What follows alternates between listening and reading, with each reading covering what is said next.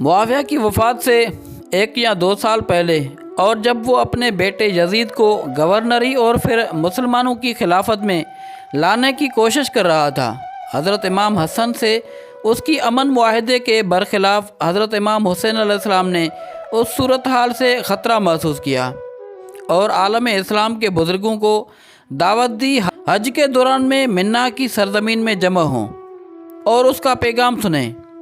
اس دعوت کے بعد منا میں قریب 700 پیروکار اور پیغمبر اسلام کے 200 ساتھی جمع ہوئے۔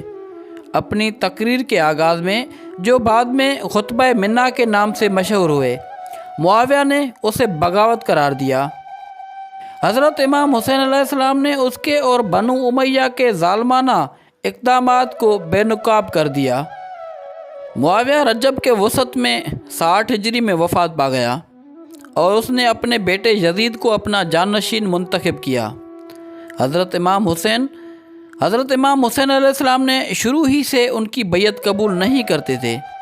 معاویہ کی وفات کے فوراً بعد 15 رجب 22 اپریل 680 عیسوی کو یزید کے حکم سے مدینہ کے حکمران ولید بن عتبہ نے حضرت امام حسین اور عبداللہ ابن زبیر اور عبداللہ ابن عمر کو غیر معمولی وقت پر سرکاری محل میں طلب کیا تاکہ انہیں یزید کے ساتھ بیعت کرنے پر مجبور کیا جائے۔ دونوں جانتے تھے کہ معاویہ مر گیا ہے اور یزید ان سے بیعت چاہتا ہے، لیکن وہ خوفزدہ تھے۔ عبداللہ رات کو مکہ فرار ہو گیا، لیکن حسین اپنے پیروکاروں کے ساتھ دربار تک گئے اور معاویہ کی موت کی تعزیت کی، لیکن اس نے اس عذر کی وجہ سے یزید سے بیعت خفیہ نہیں، عوام میں ہونے چاہیے، بیعت 2 دن کے لیے ملتوی کر دی۔ ولید، جو حسین سے تصادم نہیں کرنا چاہتا تھا، نے قبول کیا۔ اس اہم مسئلے کی وجہ سے اس کی برخاستگی ہوئی، لیکن مروان، جو جانتا تھا کہ اگر حسین اجلاس چھوڑ کر چلے گئے تو وہ جنگ لڑے بغیر نہیں پہنچ سکتے ہیں، اس نے ولید سے کہا کہ وہ بیعت کرنے کے لیے حسین کو قید کرے، ورنہ وہ اسے فوری طور پر قتل کر دے۔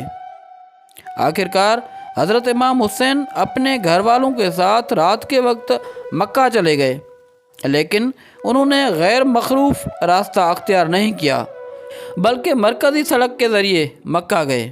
اس سفر کے دوران میں خواتین اور بچے حسین کے بھائی اور حسن کے بیٹے اس کے ساتھ تھے۔ محمد حنفیہ اس کے ساتھ نہیں آئے اور بار بار حسین کو متنبہ کیا کہ وہ وہاں نہ جائیں جب تک کہ انہیں عراقی عوام کی وفاداری کا یقین نہ ہو جائے۔